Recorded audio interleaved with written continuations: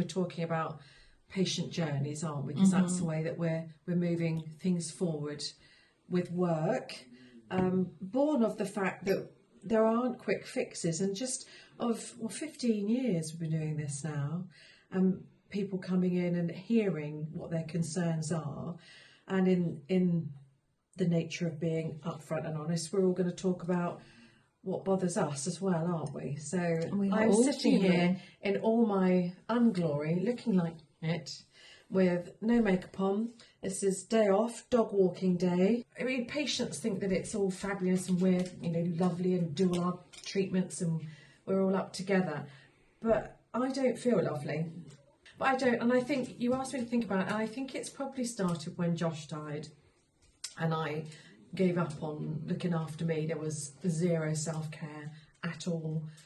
Understandably, because I think them swiftly followed by numerous others, including my darling parents, both of them. It's been a horrendous few years. It has, and I definitely started to let myself go. The only plus was I was super skinny because everybody commented on. I know, I love that. Thank you, Josh. But the rest of it went pear-shaped. So I'm sort of trying to get things back on track for me. Partly because, I don't know, it's a difficult one. Partly because now this is my 60th year and I'm well aware that my blood pressure's creeping up, my weight is definitely creeping up, my cholesterol's creeping up, and I don't really want to, cark it just yet. If we could make you look better, yeah, and obviously that's open to interpretation, whatever your version of that is, what would that do for you?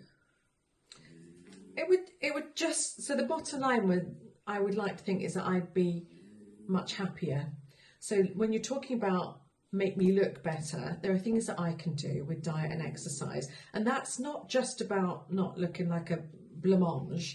It's so I want to lose weight, but it's more about strength for me, because I don't want to start falling all over the place and ripping ligaments again. But for my face wise, yeah, as the patients all do, that it's going south. And the bit that I really hate is my scrotum.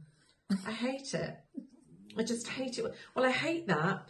I hate these and I hate this. But this and this is surgery, so that's, another ball game. But this, and my skin's not too bad. My skin's great, actually.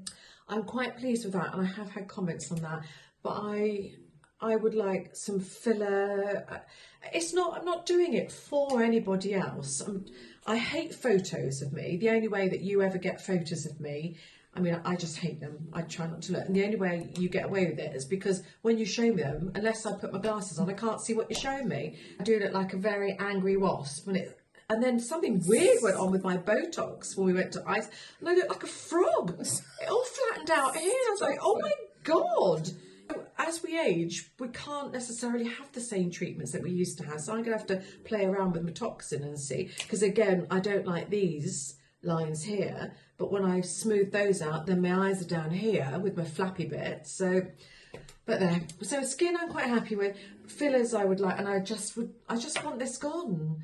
And I know you've done a couple of skin tights, and we've done a bit of HIFU, but I have now probably eaten it back on again over Christmas, so I need to Aqualix it out.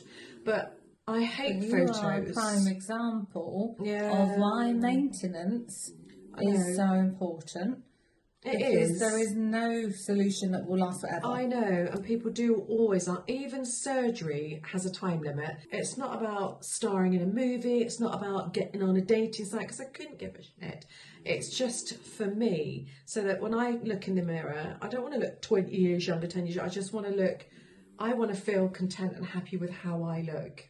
I just would be more confident. I have definitely become very introvert, and I don't have a problem with that. I don't think there's anything wrong with that. I talk to people all day, so I don't particularly want to go out in the evening. But maybe there is an element of that I've lost confidence just in socialising in general. Yeah, if we were to take you and put you in a conference full of other professionals, I think a few years ago you would have just sort of, swanned through and took it in your stride. But now I think you blend into the background a bit more. And that's not you. No. With Josh, I cried so much that I ended up with little water blisters under my eyes. It was surreal. Do you remember? It was really weird. And that has always been, weirdly, that's been my hate area. Don't mind it so much now, it's this now.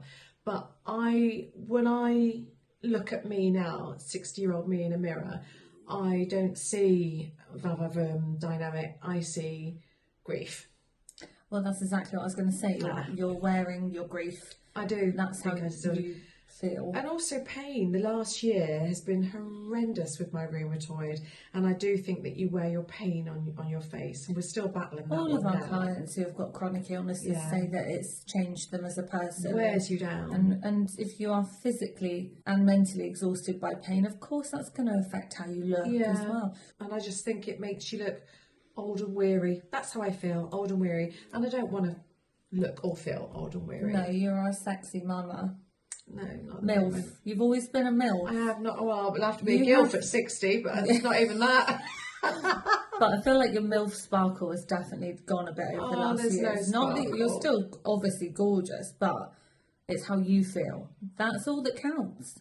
That's all that counts. Is how we feel about us. It doesn't matter if 1,000 people tell you you look gorgeous. Unless you feel it, it doesn't matter. It's irrelevant. Exactly that. So, well, thank you for being very open. So this is sort of a prelude, if that's the right word, prologue, whatever it is, to us starting you on your very own journey this year. That's right, and we're going to document it, aren't we, as we go through? We are, and I'm going to plan quite a lot of it for you, and I ain't going to tell you what I'm doing. No, because that's how this works. It involves this is me now, kind of ambiguously, but you know me well enough to know where I want to get to. Absolutely. And go for it. Right, thanks, Mum. Ali. Welcome. Love you. Love you too.